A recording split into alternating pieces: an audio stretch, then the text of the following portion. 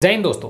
तो दोस्तों आज के क्लास में फिर से हम लोग डिस्कस करेंगे प्रीवियस ईयर के पूछे गए सारे क्वेश्चन और हर एक क्वेश्चन का कंप्लीट एनालिसिस भी करेंगे। तो चलिए शुरू करते हैं अपना आज का क्लास और देखते हैं हमारे सामने पहला क्वेश्चन क्या है। देखिए हमारे सामने पहला क्वेश्चन है कि कोलकाता बंदरगाह का नया नाम क्या है। कोलकाता बंदरगाह का जो नाम है वो चेंज कर दिया गया है, तो वो नया नाम क्या है। ऑप्शन ए है क्या, श्यामा प्रसाद मुखर्जी बंदरगाह। ऑप्शन बी है दीनदयाल उपाध्याय बंदरगाह। ऑप्शन सी है कांडला बंदरगाह और ऑप्शन डी है नन ऑफ दिस, यानी कि इनमें से कोई भी नहीं। तो देखिए इसका जो सही उत्तर है वो हो जाएगा कौन सा, ऑप्शन नंबर ए। कौन सा, श्यामा प्रसाद मुखर्जी, ये सही उत्तर हो जाएगा इसका। तो चलिए देखते हैं और किस किस जगह का नाम चेंज किया गया है हाल फिलहाल में जहां से क्वेश्चन बन सकते हैं। देखिए सबसे पहले देखते हैं कांडला बंदरगाह। कांडला बंदरगाह का नाम क्या हो गया है, तो कांडला बंदरगाह का नाम हो गया है दीनदयाल उपाध्याय बंदरगाह और ये कहां पे है, तो गुजरात में है। कांडला बंदरगाह दीनदयाल उपाध्याय बंदरगाह गुजरात में। अगला देखते हैं व्हीलर द्वीप। व्हीलर द्वीप का नया नाम क्या हो गया है, अब्दुल कलाम द्वीप। व्हीलर द्वीप का नया नाम क्या हो गया है, अब्दुल कलाम द्वीप। उसके बाद देखिए फिरोज शाह कोटला स्टेडियम, इसका नया नाम क्या हो गया है, अरुण जेटली स्टेडियम। फिरोज शाह कोटला स्टेडियम का नया नाम अरुण जेटली स्टेडियम। उसके बाद देखिए हैवलॉक द्वीप। देखिए दो द्वीप अंडमान निकोबार में, ये दो द्वीप का नाम चेंज किया गया है। कौन कौन, एक का नाम है हैवलॉक द्वीप और दूसरा रॉस द्वीप। हैवलॉक द्वीप का नया नाम क्या हो गया है, सुषमा स्वराज द्वीप और रॉस द्वीप का नया नाम हो गया है सुभाष चंद्र बोस द्वीप। तो ये याद रखिएगा। आगे देखते हैं हम लोग रोहतांग सुरंग।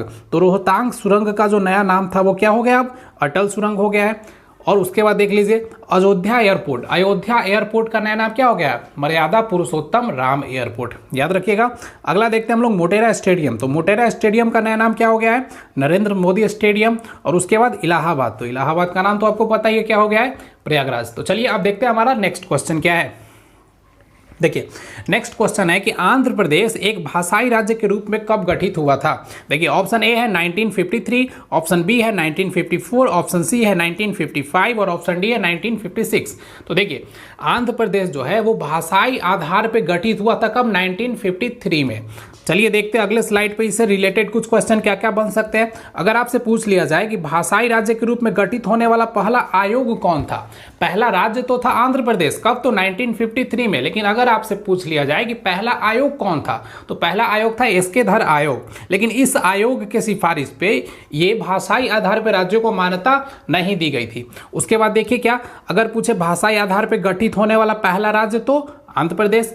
अब अगर आपसे पूछे कि भाषाई राज्य को मान्यता किस आयोग की सिफारिश पे मिली, पहला आयोग तो था एसके धर आयोग, लेकिन इसकी सिफारिश पे मान्यता मिली थी क्या, नहीं मिली थी। तो किस आयोग की सिफारिश पे मान्यता मिली, तो इसका हो जाएगा सही उत्तर फजल अली आयोग। ठीक है। अगला है, अगर आपसे पूछ लिया जाए कि जब मान्यता मिली तो कितने राज्य और कितने केंद्र शासित प्रदेश बनाए गए थे, तो इसका सही उत्तर क्या हो जाएगा, 14 राज्य और 6 केंद्र शासित प्रदेश। तो देखते हैं हमारा अब अगला क्वेश्चन क्या है।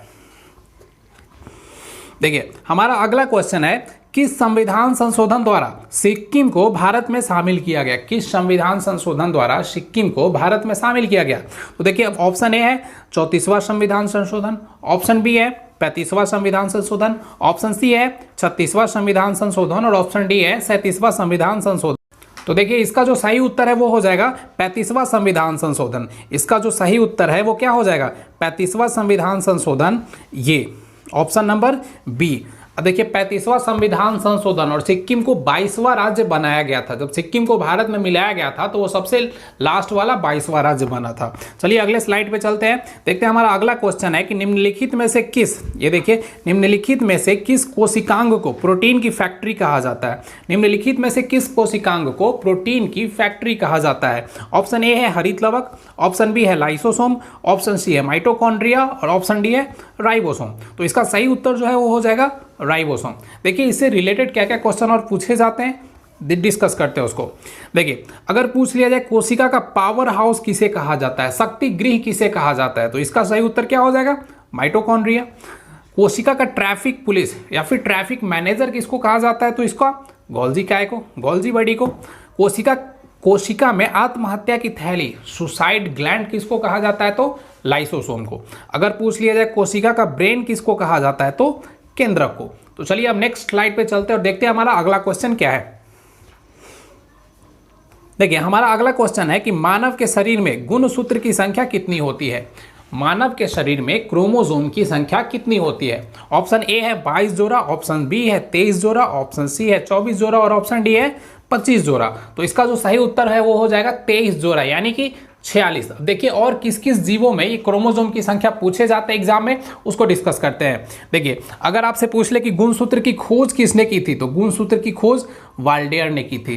ठीक है, अब देखिए गुणसूत्र जो होता है उसके 3 पार्ट होते हैं। उसके सबसे ऊपरी पार्ट को क्या बोलते हैं हम लोग? सैटेलाइट बोलते हैं। ऊपरी पार्ट को याद देखिए सैटेलाइट बोलते हैं। उसके बीच वाले पार्ट को, मध्य पार्ट को क्या बोलते हैं? सेंट्रोमर बोलते हैं। क्या? सेंट्रोमर बोलते हैं। और उसके निचले पार्ट को क्या बोलते हैं? टेलोमर बोलते हैं। ठीक है, अब अगर आपसे पूछ लिया जाए कि मेल में जो 44 क्रोमोसोम, देखिए 44 क्रोमोसोम प्लस एक्स वाई, तो 44 जो क्रोमोसोम होते हैं वो तो सेम टू सेम मेल में भी होते हैं और सेम टू सेम फीमेल में भी होते हैं। तो इस 44 को क्या बोलते हैं हम लोग? ऑटोसोम बोलते हैं, ऑटोसोम बोलते हैं। और ये एक्स और वाई को ऑलोसोम बोलते हैं। वैसे इस 44 को फीमेल में भी ऑटोसोम और इसमें एक्स एक्स, यानी कि मेल में 44 प्लस एक्स वाई होगा, फीमेल में 44 प्लस एक्स एक्स होगा। अब आगे देखते हैं। देखिए अगर पूछे जीवाणु में क्रोमोसोम की संख्या कितनी होती है, तो 1 जीवाणु में 1, मटर में 14, प्याज में 16, मक्का में 20। अब इस तरीके से याद रखिए कि 1 जीवाणु, 14 मटर, 16 प्याज, 20 मक्का, 24 टमाटर, 26 मेढक, 18 या 36 नींबू में, यानी कि छोटे नींबू में 18 और बड़े वाले नींबू में 36। उसके बाद देख लीजिए मानव में 23 जोड़ा, यानी कि 46। अब देखिए आलू, चिंपैंजी और तंबाकू, ये आलू, चिंपैंजी और तंबाकू में कितने होते हैं टोटल? 48 48। और टेरिडोफाइटस एक जीव होता है जिसमें 1600 से ज्यादा क्रोमोसोम पाए जाते हैं। तो चलिए अब देखते हैं हमारा अगला क्वेश्चन क्या है। देखिए अगला क्वेश्चन है कि डीएनए से आरएनए बनने की प्रक्रिया को क्या कहते हैं?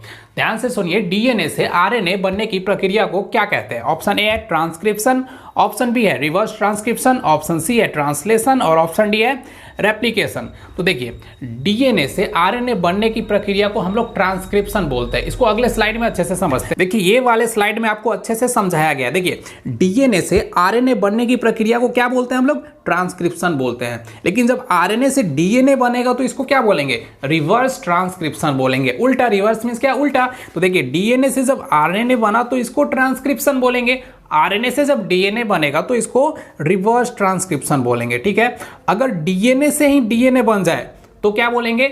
इसको क्या बोलेंगे? बोलिए। इसको रेप्लिकेशन बोलेंगे। डीएनए से ही डीएनए बन जाए तो रेप्लिकेशन, और आरएनए से प्रोटीन बनने की प्रक्रिया को ट्रांसलेशन बोलेंगे। क्या? फिर से एक बार समझिए, अगर डीएनए से आरएनए बना तो ट्रांसक्रिप्शन, अगर आरएनए से डीएनए बना तो रिवर्स ट्रांसक्रिप्शन, अगर डीएनए से डीएनए ही बन गया तो रेप्लिकेशन, और अगर आरएनए से प्रोटीन बना तो क्या बोलेंगे? इसको ट्रांसलेशन। अगर आप बायोलॉजी पढ़े हैं तो ये टर्म्स आपको समझ में आ रहे होंगे। अगर नहीं समझ आ रहे हैं तो हम लोग प्रॉपर इसके ऊपर एक लेक्चर लेकर के आएंगे, उसमें आप अच्छे से समझ सकते हैं। चलिए अब देखते हैं हमारा नेक्स्ट क्वेश्चन क्या है। देखिए नेक्स्ट क्वेश्चन है कि विद्युत आवेश का एसआई मात्रक क्या होता है? विद्युत आवेश का एसआई मात्रक क्या है? बताइए। ऑप्शन ए है वोल्ट, ऑप्शन बी है कूलाम, ऑप्शन सी है केल्विन और ऑप्शन डी है केजी। तो इसका जो सही उत्तर है वो हो जाएगा कूलाम।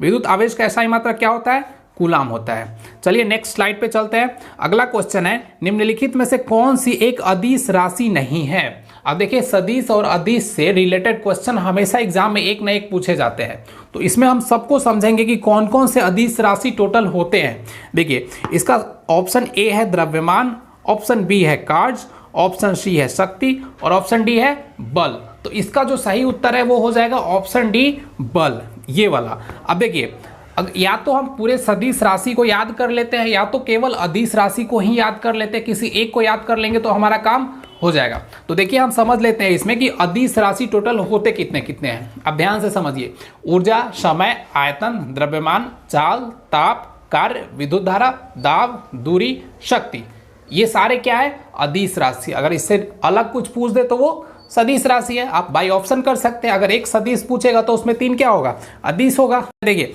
नेक्स्ट क्वेश्चन है कि विसरण की क्रिया सबसे तेजी से किसमें होती है? विसरण मतलब घुलने की क्रिया, एक दूसरे में मिल जाना, इसी को क्या बोलते हैं हम लोग? विसरण, डिफ्यूजन। तो ये जो प्रोसेस है वो सबसे तेजी से किसमें होता है? ऑप्शन ए है ठोस में, सॉलिड में, ऑप्शन बी है द्रव में, लिक्विड में, ऑप्शन सी है गैस में और ऑप्शन डी है प्लाज्मा में। तो इसका जो सही उत्तर है वो हो जाएगा गैस में। ठीक है। गैस में क्या होता है, गैस एक दूसरे में बहुत जल्दी से क्या हो जाता है, मिल जाता है, डिफ्यूज हो जाता है। तो डिफ्यूजन की प्रोसेस सबसे तेजी से किसमें, तो गैस में। नेक्स्ट क्वेश्चन पे चलते हैं हम लोग। देखिए नेक्स्ट क्वेश्चन है कि रुपया सबसे पहले किसके शासन काल में चलाया गया था। रुपया, जो आज हम लोग रुपया का सिक्का जो देखते हैं, ये रुपया, ये सबसे पहले किसके शासन काल में चलाया गया था। ऑप्शन ए है शेरशाह सूरी, ऑप्शन बी है विक्रमादित्य, ऑप्शन सी है समुद्रगुप्त और ऑप्शन डी है हुमायूं। तो इसका जो सही उत्तर है वो हो जाएगा कौन सा, ऑप्शन ए शेरशाह सूरी। अब देख लेते हैं और कौन कौन से सिक्के से रिलेटेड क्वेश्चन बनते हैं एग्जाम में। देखिए नेक्स्ट स्लाइड पे चलते हैं। देखिए अगर आपसे पूछे टेराकोटा का सिक्का, टेराकोटा मीन्स मिट्टी के जो बने होते थे वो सिंधु सभ्यता में चलाए जाते थे। टेराकोटा सिंधु सभ्यता। सोना, सोने के सिक्का सबसे ज्यादा यूनानियों ने चलाया था, सोने के सिक्के यूनानियों ने। अगर पूछे शुद्ध सोना, शुद्ध सोना प्योर गोल्ड, तो ये कुषाण के शासनकाल में। ठीक है। अगर आपसे पूछ ले सर्वाधिक सोना, तो गुप्त में, सर्वाधिक सोना तो गुप्त में। यानी कि सोना से 3, अगर के पूछे केवल सोने का सिक्का सबसे पहले किसने चलाया, यूनानियों ने। अगर पूछे शुद्ध सोने के सिक्के, कुषाण ने। अगर पूछे सर्वाधिक सोने, सबसे ज्यादा सोने के सिक्के किसके शासनकाल में, तो गुप्त काल में। चांदी के सिक्के विक्रमादित्य, आहत मौर्य, पंचमार्क मौर्य, ये सब सिक्के के नाम है। आहत और पंचमार्क मौर्य काल में चलाए गए थे। उसके बाद देखिए मयूर समुद्रगुप्त के काल में, शीशा सातवाहन और चमड़ा हुमायूं के काल में। और हुमायूं में भी कौन सा, तो शिहाबुद्दीन जो एक दिन का राजा बना था वो चमड़े का सिक्का चलाया था। आगे देख लीजिए रुपया, तो शेरशाह सूरी के शासन काल में सबसे पहले रुपया को चलाया गया था। तो दोस्तों ये थे हमारे आज के 10 क्वेश्चन और उससे कंप्लीट जितने भी क्वेश्चन बन सकते हैं उसको आज हम लोगों ने डिस्कस किया। तो अगले वीडियो में ऐसे ही हम लोग लेकर आएंगे आपके लिए प्रीवियस ईयर से सिलेक्टेड क्वेश्चन, जिसमें हम लोग डिस्कस करेंगे कंप्लीट एनालिसिस के साथ उस क्वेश्चन को। तो इस वीडियो को हम लोग यहीं तक रखते हैं और मिलेंगे आपसे अगले वीडियो में ऐसे ही 10 नए क्वेश्चन के साथ। तब तक के लिए जय हिंद।